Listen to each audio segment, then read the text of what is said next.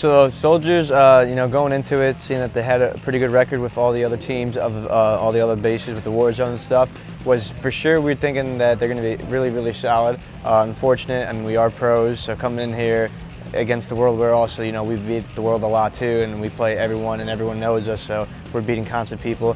But they were surprisingly a lot better than I thought they were going to be after the first game. They definitely readjusted during the game to start working better because they noticed what kind of play style we had, so they started playing a lot better. Celtic, one of their players, was definitely good.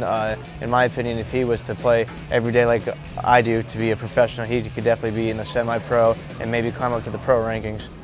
I think the real-life training could be a benefit and a disadvantage at the same time, because I feel like obviously, they can't die out there when they're doing all the real training. It's like you got to avoid getting shot and all that. But as opposed to in the game, you can instantly keep respawning. But there might be things that they don't do in the game because it's like they might be thinking, real-life type of situation where it's, oh, I'm not going to go fight a guy throwing a grenade when I have little health and stuff like that. So I mean, I think it's a plus and a minus. Virtual training was fun, crazy. Definitely, just like I said, it was, benefit, disadvantages for the soldiers for actual training to come in the thing. When we did the virtual training, all I was doing was charging the enemies, and obviously when they really do that to, get their infantry ready, that's not what you're gonna do. So I was playing it like it was a video game, but you're not supposed to, obviously. But I thought it was a blast to get to see how everything works. It was really cool.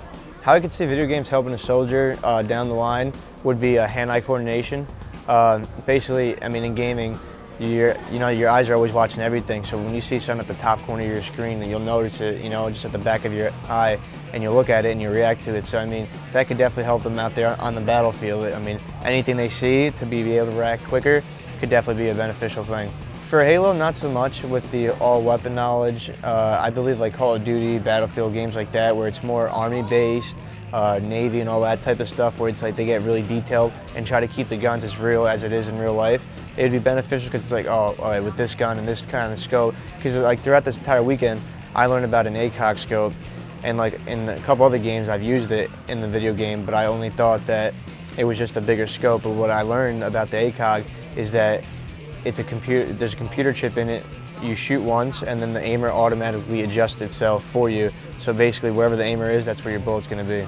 So for other games, would be pretty good, but Halo, not so much. It seemed like two of the soldiers that were on the team seemed like they knew what was going on with esports. The one player, Celtic Dan, he knew everything. We were naming players, old school players from like Halo 2 days, and he immediately knew who they were. He knows about Bravo, who's over at 343. He was a big YouTube guy, big MLG guy, a big all-around community. He was anywhere. He was at the Rebel Lands, just watching, recording things, making like little side things for YouTube. And now he's working for 343, and Dan knew about him, so they're pretty knowledgeable. I felt like few of them knew him. I think for me and Enable, it kind of seemed like they definitely knew us more. I mean, he had all posters all around the place saying who we were and stuff like that. So for Clutch and Dursky, they weren't 100% who they were, so I mean, I guess they might start getting into it more nowadays.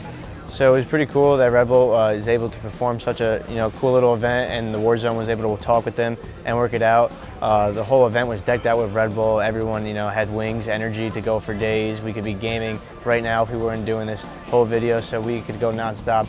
I thought it was real cool because they got to see our lifestyle, because this is what we do for a living, and we got to see their lifestyle. So Red Bull's done everything for us this entire weekend, which is great.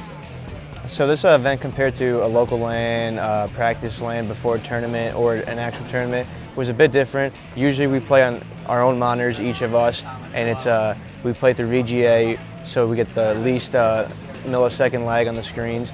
For this one, we played on one big TV. We had 4 players all on the one TV, which was pretty cool though in a sense, because in some tournaments you have to play split screen with at least 2 people at most. But playing with all 4 is pretty cool because we get to see everyone's action going on at the same time. I learned a lot. Like I mentioned before, I learned about the ACOG. I learned about the type of training they go through.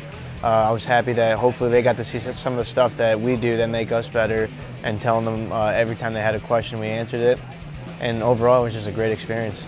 Best part was definitely the obstacle course, in my opinion. I'm a big like workout dude, so to come in here and see guys that play video games doing the same thing that I do. They play video games, they do all these crazy obstacle courses because they have to do it for training.